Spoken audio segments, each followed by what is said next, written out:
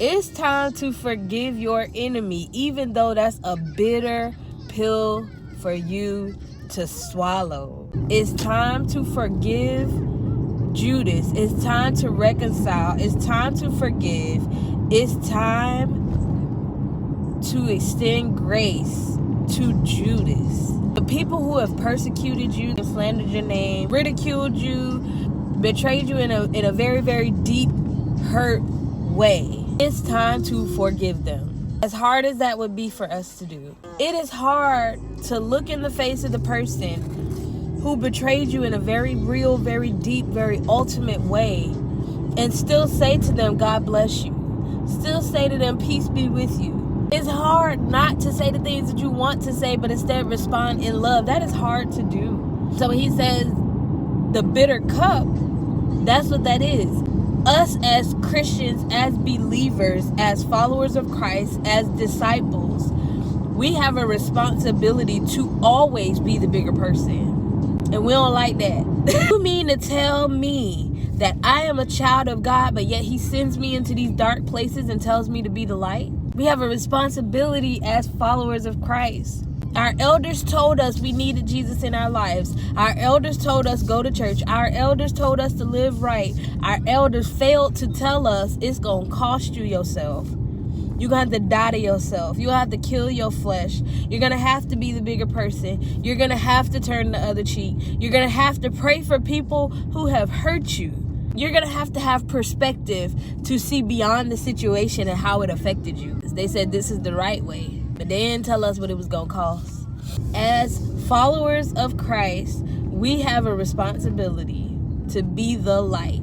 This world is full of darkness, and we are called to be the light, called to extend love, grace, mercy, compassion. We are called to forgive and forgive and forgive. Amen. As a follower of Christ, God will ask you to do things that your flesh would tell you you don't want to do. Like forgive somebody who hurt you in a very deep way.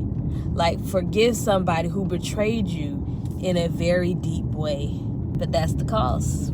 If you haven't heard it, there's a saying that says favor ain't fair. And when I was younger, I couldn't understand it. Like, if I have the favor of God, if I'm favored, how is that not fair? That seems pretty fair to me. How is favor unfair? Favor is unfair because favor attracts a lot of things that if you don't have the right perspective about it, you'll take everything personal. See, when you're favored, it's going to attract jealousy from people who don't have the favor you got.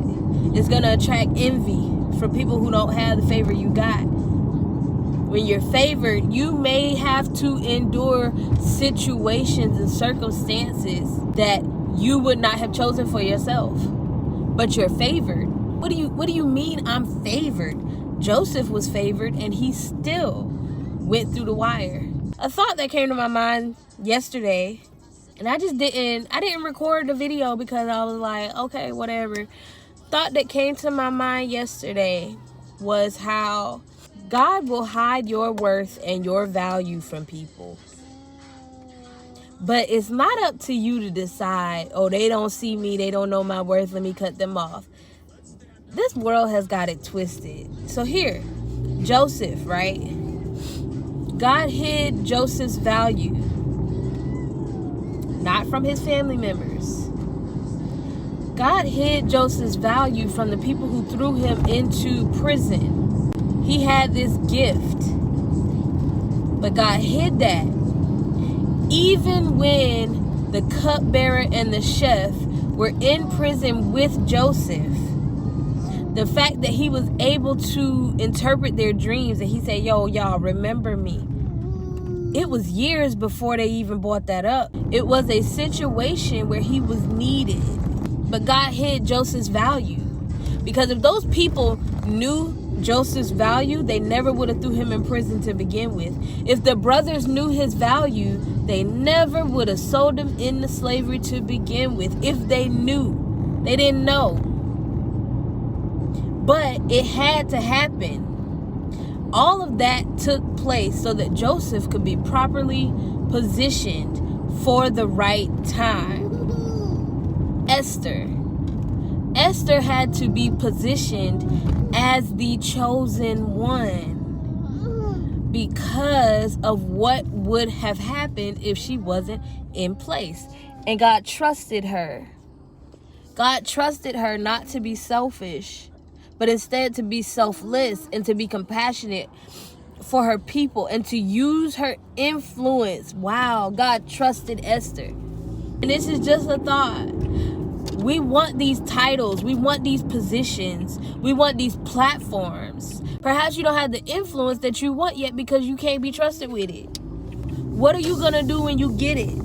If you still want to nuck if they buck, God can't trust you with no platform to be an image bearer for him. What you mean? If you still feel like you got to explain yourself, God can't trust you with no platform. Why would he give you influence? Why would he allow the blind to lead the blind?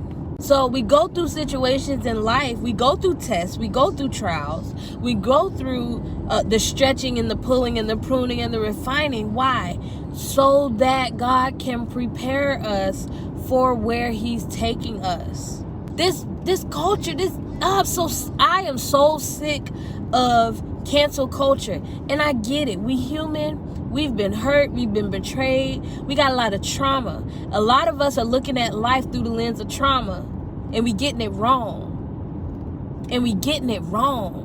A misunderstanding in a relationship doesn't necessarily mean you got to end the relationship. When I say relationship, I'm talking about family members, friends, and romantic partners. Heck, let's even take it to the workplace.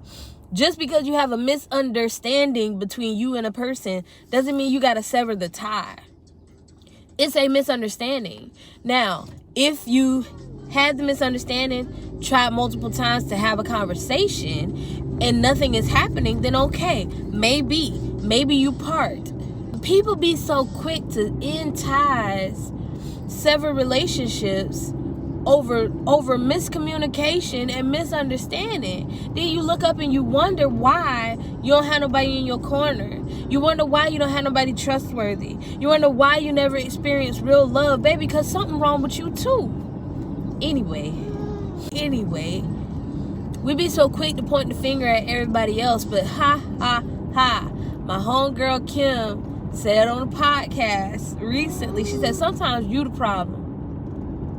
Sometimes you got to sit still, and sometimes it takes separating yourself from other people so that you have nothing else to do but look at yourself in the mirror and realize that, I might be the problem. I might be seeing my life through the wrong lens.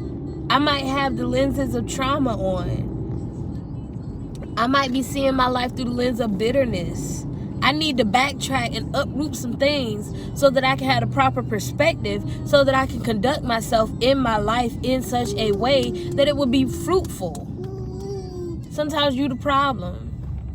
But this cancel culture world, this toxic cancel culture, is so quick to point the finger at everybody else and what they doing and why they doing it and how they're wrong and what they did wrong and how what they did hurt you and blase skip whoop de whoop. But you never want to take accountability for your own actions. And you wonder why. I'm done. That's it. That's all.